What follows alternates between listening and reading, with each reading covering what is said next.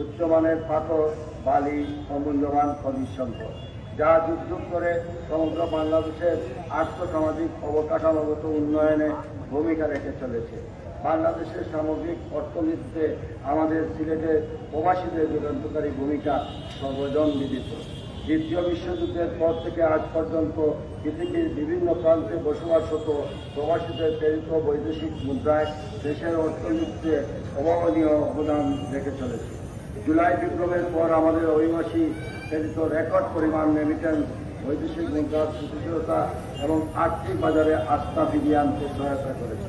কিন্তু দুঃখজনক হলেও সত্য, বাংলাদেশের আর্থসামাজিক, রাজনৈতিক, সাংস্কৃতিক প্রতিটি ক্ষেত্রে অত্যন্ত গুরুত্বপূর্ণ ভূমিকা রাখা সত্ত্বেও আজ সিলেটবাসী বৈষম্যের শিকার। শিক্ষা, স্বাস্থ্য, যোগাযোগ, বিদ্যুৎ, পানি, গ্যাস অর্থাৎ নাগরিক জীবনের যাত্রার মৌলিক চাহিদাগুলো ন্যায্য অধিকার থেকে সিলেটবাসী বারবার বঞ্চিত হচ্ছে। বিশেষ করে গত 1.5 যুগে সিলেটবাসী যে বৈষম্যের শিকার হয়েছে তা সিলেটবাসীর ধৈর্যের বাঁধ ভেঙে দিয়েছে। সহযোগাযোগ সমগ্র সিলেটের সহব্যবস্থা অসহনীয়ভাবে হুমকির মুখে আছে। সিলেট ঢাকা, সিলেট চট্টগ্রাম মহাসড়কের উন্নয়নে প্রকল্প বিভিন্ন সময় গ্রহণ করা হয়েছে। এ লক্ষ্যে জমি অধিগ্রহণের কাজও শুরু হয়েছিল, কিন্তু দুঃখের বিষয়ে মাঝামাঝি অবস্থায় এসে অজ্ঞাত কারণে প্রকল্পটি মুখ ঝুঁকে পড়ে গেছে। সেই সঙ্গে সিলেটবাসীর দীর্ঘদিনের প্রত্যাশা 4 লাইন বিশিষ্ট মহাসড়কের স্বপ্নটিও অঙ্কুরে বিনষ্ট হয়ে যায়। আজ সেই স্বপ্নের বাস্তবায়ন সুদূর করা হয়। বিমানবন্দর আম্বরখানা সড়ক, বিমানবন্দর বাজারঘাট বাইপাস সড়ক, সিলেট তাহমিল মহাসড়কের কাজ গত 1.5 যুগেও বাস্তবায়ন হয়নি। শুধু মহাসড়ক নয়, সিলেটের অভ্যন্তরে সড়কের বেহাল অবস্থা প্রতিনিয়ত সিলেটবাসীকে হতাশায় নিমজ্জিত করেছে। প্রতি মাসে গড়ে প্রায় লক্ষাধিক দেশি বিদেশি পর্যটকের আগমন ঘটে সিলেটে, কিন্তু এক পরিসংখ্যানে দেখা যায় শুধুমাত্র যাতায়াত ব্যবস্থায় দুর্ভোগের কারণে পর্যটকের সংখ্যা 40% কম হয়। বিশেষ করে বিমানবন্দর থেকে আম্বরখানা পর্যন্ত সড়কের তীব্র যানজট সিলেট সম্পর্কে বহিরাগতদের প্রত্যাশা অনেকাংশে ম্লান করে দেয়। তাই আমরা সিলেটবাসী এখন গণপ্রজাতন্ত্রী বাংলাদেশ সরকারের সড়ক ও পরিবহন সেতু মন্ত্রণালয়ের কাছে টেকসই মহাসড়ক নেটওয়ার্ক, নিরাপদ সড়ক পরিবহন ব্যবস্থার আওতায় আমাদের সিলেট ঢাকা, সিলেট চট্টগ্রাম মহাসড়ক, বিমানবন্দর আম্বরখানা সড়ক, বিমানবন্দর বাজারঘাট বাইপাস সড়ক, সিলেট তাহমিল মহাসড়কের কাজ দ্রুত বাস্তবায়ন এবং অভ্যন্তরীণ সড়কগুলোর সংস্কার ও রক্ষণাবেক্ষণের দাবি জানাচ্ছি। দেশের পরিবহন ব্যবস্থায় গুরুত্বপূর্ণ ভূমিকা পালনকারী বাংলাদেশ রেলওয়ে রেল পরিবেশের পরিচালনা, রেলপথ পরিচালনা, রক্ষণাবেক্ষণের ব্যবস্থা সিলেটের ক্ষেত্রে পুরোপুরি ধ্বংস হয়ে পড়েছে। ব্রিটিশ শাসন আমলের 1862 সনে যাত্রা শুরুর পর আজ অবধি সেই মান্যতা নিয়মেই পরিচালিত হচ্ছে। বাংলাদেশ রেলওয়ে সিলেট ঢাকা, সিলেট চট্টগ্রাম সহ অভ্যন্তরীণ রুটগুলো সেই কারণে রেলপথে যোগাযোগ ক্ষেত্রে সিলেটবাসী তীব্র সমস্যার মুখোমুখি হচ্ছে। ঘন ঘন দুর্ঘটনা, বদিনা নিযুক্ত হওয়া, টাকার বিনিময়ে অনির্ধারিত স্থানে ট্রেন থামানো, রেলপথে অবৈধ মালামাল পাচার, দালালদের দৌরাইতে অনলাইন টিকিট না পাওয়া, নির্ধারিত সময়ে ট্রেন না ছাড়া ইত্যাদি অসহনীয় বিষয়ে সিলেটবাসীর জন্য নিত্য নৈমিত্তিক ঘটনা হয়ে দাঁড়িয়েছে। সিলেট ঢাকা রেলপথে একটি পর্যটন ট্রেনে চালু থাকলেও তা বাতিল করে শেষ পর্যন্ত চট্টগ্রামে নিয়ে যাওয়া হয়, যা সিলেটবাসীর মনে চরম ক্ষোভের সৃষ্টি হয়েছে। তাই আমরা সিলেটবাসী নতুন ট্রেন চালু, বিদ্যমান রেলগুলোর সংস্কার, নিবিড় পর্যবেক্ষণ ও রক্ষণাবেক্ষণে একাধিক কম্পার্টমেন্ট বাড়ানো, পুরাতন বগি মেরামত, সংস্কার ও সংরক্ষণ সহ আনুষঙ্গিক ব্যবস্থা গ্রহণের দাবি জানাচ্ছি। বিমান পরিবহন প্রবাসী অধ্যুষিত সিলেটের মানুষের দীর্ঘদিনের পুঞ্জীভূত ক্ষোভ রয়েছে বাংলাদেশ বিমানের পরিবহন ব্যবস্থার প্রতি। বহির্বিশ্বে বসবাসরত আমাদের রেমিটেন্স যোদ্ধারা বাংলাদেশের সামরিক অর্থনীতিতে অত্যন্ত মর্যাদা ও ভূমিকা রাখলেও দেশের মাটিতে আসার পরপরই তারা নানাভাবে হেনস্থার শিকার হচ্ছে। আমার মনে হয় দীর্ঘ এই নাম না করে আমাদের সংক্ষেপে তোমাদের সময় হচ্ছে বিমানের ভাড়া আপডাউন, এটার একটা নির্ধারিত সময়ে আসা, আমাদের বন্যপ্রমণ হ্যাঁ, আচ্ছা, তারপরে পরিপূর্ণ সর্বোচ্চ সিলেটের ক্ষেত্রে বাস্তবায়ন হয়েছে আমাদের, বিশেষ করে সিলেট বিভাগের যে রাস্তাঘাটে, সেটা এই নিয়ে 3বার প্রজেক্ট চলে আসলেও বাংলাদেশের 5টি ডিভিশনের মধ্যে 4টি ডিভিশনের কাজ সম্পন্ন হলেও সিলেটেরটা বারবার ছুটে যায় এবং এখনো আবার যেটা চলে আসছে সেটা আবার পরীক্ষামূলকভাবে বলা হচ্ছে কমে নয়।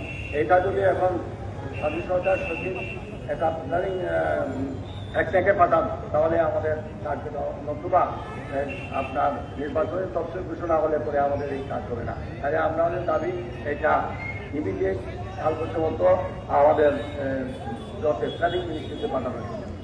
আর হচ্ছে আমাদের আবাসিক গ্যাস, আমাদের এখানে গ্যাস উৎপাদন হয়, আপনারা যাদের কাছে গ্যাস দিলেন তারা এই টাকাগুলো লুট করে ভারতে প্রচার করেছে, অথচ আমাদের সাধারণ মানুষের গ্যাসের এটা আমাদের জাতীয় সিদ্ধান্ত। তবে আমাদের দাবি হচ্ছে আমাদের বিশেষ করে খাবার পানির জন্য ওয়াটার ট্রিটমেন্ট প্ল্যান্ট বাস্তবায়ন হয়েছে, বিদ্যুৎ ফাইন্যান্স করা হয়েছে, সব হয়েছে 2021 সালে।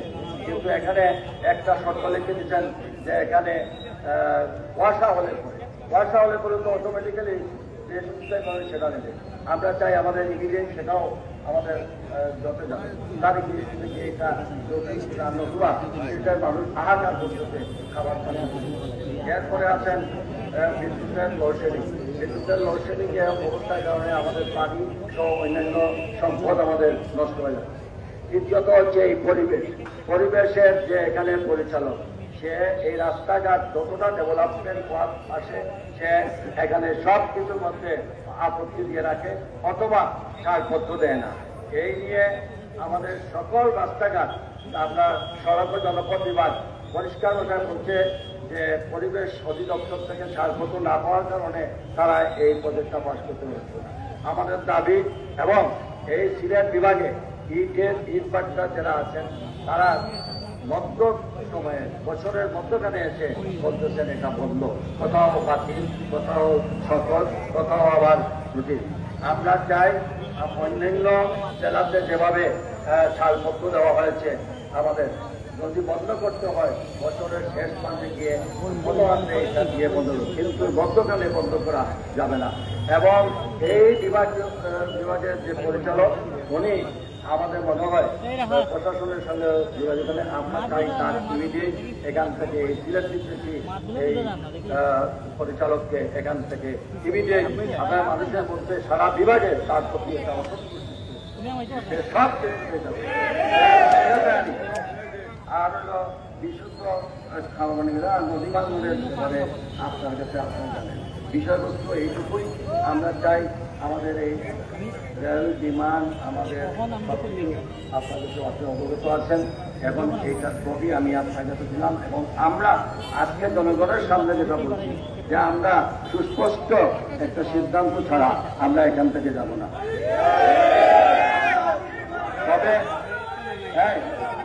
তবে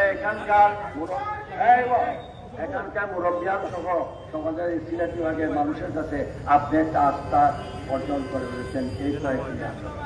নিঃসন্দেহে আপনি যে মানুষের একটা আস্থার স্থান দখল করেছেন, যে জেলা প্রশাসক সিলেট যা বলবেন তা আমরা বিশ্বাস করি, তার উপর আমাদের আস্থা আছে। আপনারা আস্থা আছে নাকি? এখন উনি বলবেন এবং আমরা আমাদের তরফ থেকে আমাদের আপনার কাছে আমরা লিখিত দিলাম, এরপরে আমরা জনসম্মুখে আপনার সিদ্ধান্তটা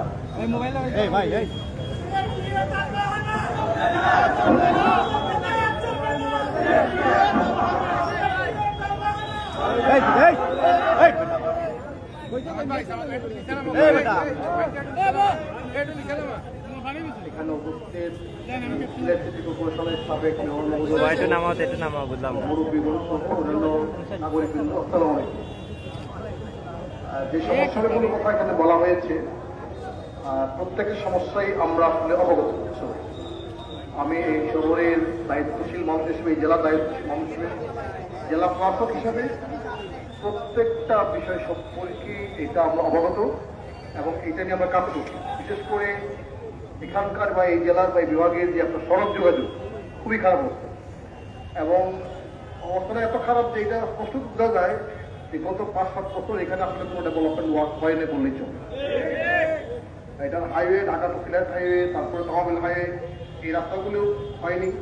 একই সাথে এরা দুঃখজনক হচ্ছে, সেটা হলো যে ঢাকা সিলেট এবং সিলেট তহবিল যে হাইওয়েটা হচ্ছে, এটার সাথে কিন্তু আপনার সিলেট শহরকে কিন্তু সংযোগ করা হয় নাই। এটা আপনারা জানেন কিনা আমি জানি না, মানে সিলেট শহরকে সংযোগ করা হয় নাই। তো আমরা কাজটাকে খুব এক্সপ্রেস করার চেষ্টা করছি। অধিগ্রহণ প্রায় শেষের দিকে, আমরা আশা করছি 1 মাসের মধ্যে মোটামুটি প্রায় শেষ হয়ে যাবে। আমরা দ্রুত কাজ করার চেষ্টা করছি, টাকাও আসছে। তো এটা হয়তো কাজ শুরু হবে আশা করি 3 থেকে 4 মাসের মধ্যে বেদিব অবস্থায় আসবে। সিলেট তো তাও বেলা হয়তো আসবে, তো তারপরেও কিন্তু সিলেটবাসী পুরোপুরি কিন্তু এটার বেনিফিট পাবে না। কেন পাবে না? কারণ ওই হাইওয়ের সাথে সিলেটের কিন্তু কানেক্টিভিটিটা হয়নি। এটার জন্য আলাদা একটা প্রজেক্ট করতে হচ্ছে। তো সেটাও 100% আছে। আমরা ওইটা নিয়েও মানে চেষ্টা করছি, তদবির করতেছি, যাতে করে এটা তো আপনার পাস করানো হয়। একই সাথে আমাদের সিলেটের জেলার যে কোন রাস্তাগুলো রয়েছে, যেগুলো আসলে আপনার এলজিডির আওতাধীন, সেখানে এই বছর বরাদ্দ আসছিল মাত্র 30 কোটি। এইটাকে আমরা পার্থিব করে ইতিমধ্যে 88 কোটি টাকা বরাদ্দ পেয়েছি এবং আরো বরাদ্দ প্রস্তুতি পাওয়া গিয়েছে। এই মাসে আশা করছি আসবে, আসলে হয়তো মোটামুটি একটা ভালো অবস্থা আসবে। কিন্তু এই কাজগুলি তো আসলে রাতারাতি করার মতো না, একটু সময় লাগছে। সরকারের একটা প্রক্রিয়া আছে, একই সাথে কাজ করারও একটু টাইম নেন আছে। যেহেতু আপনার বিটুমিনের রাস্তা বৃষ্টির সময় করা যায় না, এখন বৃষ্টি কমেছে হয়তো, এখন কাজ করা সম্ভব। তো এই কারণে কাজগুলো দেরি হচ্ছে। আমরা আশা করছি হয়তো শীঘ্রই এই যে প্রজেক্টগুলি আছে, আমাদের বাদাঘাট সড়ক প্লাস আম্বরখানা টু এয়ারপোর্টে যে রাস্তা, এটা আমি মনে করি অচিরেই চালের হওয়া উচিত, কারণ রাস্তাটা খুবই ন্যারো, প্রায় সময় অ্যাক্সিডেন্ট করতেছে। তো এখানে টিলার কিছু ট্রিমিং করতে আমরা দেখি সেটা কি করা যায়।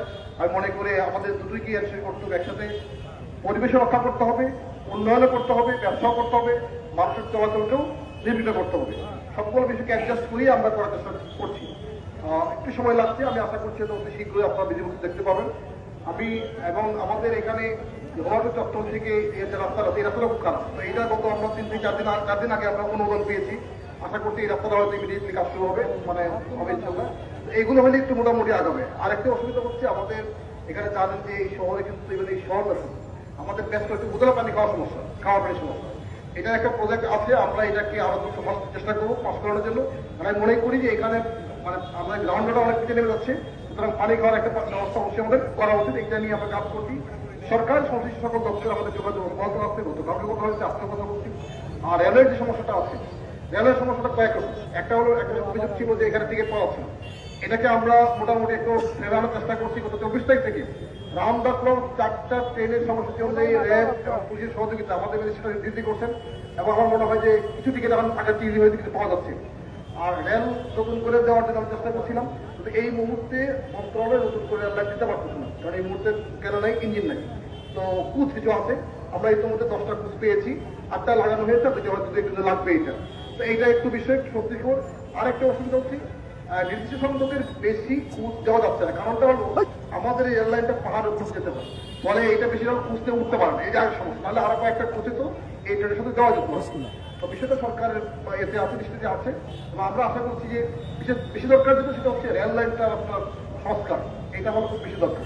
এটা নিয়েও কথা বলছি আমরা, আশা করছি হয়তো দেরি হবে। যে সমস্যাটা হয়েছে গত কয়েক বছর এই জায়গাটাতে মনোযোগ না দেওয়ার কারণে, বা এখানে যারা দায়িত্ব ছিলেন, আমি মনে করি জায়গায় ঘাটতি আছে, তো এটা করতে না পারার কারণে অনেকগুলি সমস্যা একসাথে শুরু হয়েছে। তো এই দুটো আশা করি সমস্যা হবে, সমাধান হবে। আর আপনার এয়ারলাইন্স যে সমস্যা, আমরা জানেন যে আমরা এটা বসছিলাম, তো এয়ারলাইন্সের টিকিট এই যে আপ ডাউন করে, ফ্লাকচুয়েট করে। তো আমরা আমি এটা গতকালকেও আমি সিভিল এভিয়েশনের সাথে কথা বলেছি সচিব ম্যাডামের সাথে, এবং আপনার সাথে খুশি হবে যে অতি শীঘ্রই সরকার যাতে করে এইভাবে 1 ঘন্টা আগে 4000 টাকা ট্রাফিকের 1 ঘন্টা পরে 10,000 টাকা, এটা যাতে করতে না পারে। সরকার একটা আইন করতে যাচ্ছে, এই আইনটা আশা করছি 1-2 সপ্তাহ বা 3 সপ্তাহের মধ্যে এটা হবে ইনশাল্লাহ। এইটা হলে অনেকটা নিয়ন্ত্রণে আসবে। এই কয়েকটা বিষয় এতে আছে, আর বাকি আরো কিছু সমস্যা নিয়ে আমরা কাজ করছি। আমি কিন্তু আজকে দেরি করে আসছি। আসলে আজকে আমাদের কৃষি মন্ত্রণালয় সচিব মহোদয়, ওনার 14 জন officer, additional secretary, joint secretary সহ আমাদের বাড়ি বিড়ি সমস্ত ডিজিটাকে নিয়ে উনি এই শহরে কিন্তু একটা ওয়ার্কশপ করছেন সকাল থেকে, যে এই জেলার এবং এই বিভাগের কৃষির কিভাবে মান উন্নয়ন করা যায়। এবং সেখানে কিন্তু আমাদের ড্রেজিং এর বিষয়টা আসছে। আমরা যদি নদীগুলোকে ড্রেজিং করতে না পারি, তাহলে সামান্য বৃষ্টি হলে, পানি হলে কি বন্যা হয়ে যাবে, উত্তরা পড়বে। একই সাথে এই সার্ভিসের না থাকলে আমাদের কৃষিতে কিন্তু ইরিগেশন হচ্ছে না। এই ইরিগেশনের সাথে একটা বিষয় আছে, একই সাথে খাবার পানির একটা বিষয় আছে। এগুলো নিয়েই সকাল থেকে আলোচনা হচ্ছিল। আমরা সেখানে ভালো একটা প্রোগ্রেস আমরা আশা করছি যে অতি শীঘ্রই সেখান থেকে ভালো কিছু পাবো। সমস্যা অনেকগুলো পুঞ্জীবিত সমস্যা আমাদেরকে একসাথে সমাধান করতে হবে, এই জন্য সময় লাগছে। আমি আপনাদেরকে অনুরোধ করবো সরকার এইটা নিয়ে অকেফল, আমরা নিয়মিত যোগাযোগ রাখছি সরকার সংশ্লিষ্ট মন্ত্রণালয় দপ্তরে।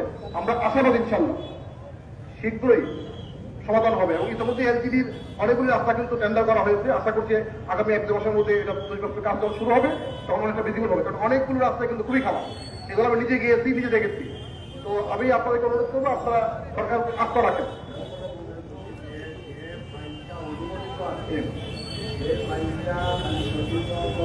জি জি, এটা এটা এটা এটা বেশ কয়েকটা উন্নয়ন প্রকল্প আমাদের বিভিন্ন দপ্তরে আছে, মন্ত্রণালয়ে আছে। এটা আমরা কথা বলছি এবং আমি পার্সোনালি বিভিন্নভাবে চেক করছি। আমি এবং আমরা সকলে মিলে, বিভাগীয় কমিশনার মহোদয় সবাই মিলে, যে এটাকে আরো তাড়াতাড়ি করার জন্য। কারণ এই যে বারবার এটাকে নানা কারণে দেরি হতে মানুষের আসলে সাফারের কোনো শেষ নেই, এখানে অনেক কষ্ট হচ্ছে। তো আমরা চাই অতি শীঘ্রই এগুলো পাস হোক, সরকারি কাজগুলোতে উন্নয়নে কাজটা শুরু করতে পারবো। তো আমরা আমাদের পক্ষ থেকে যোগাযোগ অব্যাহত রাখছি এবং সরকারও আমাদেরকে আশ্বস্ত করেছেন। আমরা আশা করছি যে অচিরেই আপনারা ভালো দেখতে পারবেন। তা আমি আপনাদেরকে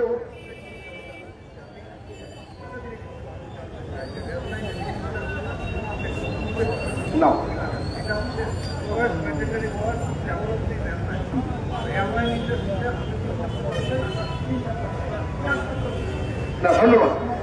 রেল লাইনের যে প্রজেক্টটা, এই যে রেল লাইনের আপনার যে এই লাইনটাকে সংস্কার করা, এটার সময় লাগবে, কারণ এটা একটু টেকনিক্যাল বিষয় আছে। এটা একটা টেকনিক্যাল টিম এই রেল লাইনটা পুরো স্টাডি করে একটা প্রজেক্ট তৈরি করতে হবে, তারপরে পাস হবে, তারপরে কাজ করবে। এটা আমি আপনাদেরকে আমার ধারণা এটা কিন্তু মিনিমাম 1 বছর লাগতে হচ্ছে আপনার রেল লাইন স্টাডি করে, বা এটা আমাদের করা উচিত। আমি চাইবো এটাকে এমনভাবে করা উচিত যাতে করে আজ থেকে আগামী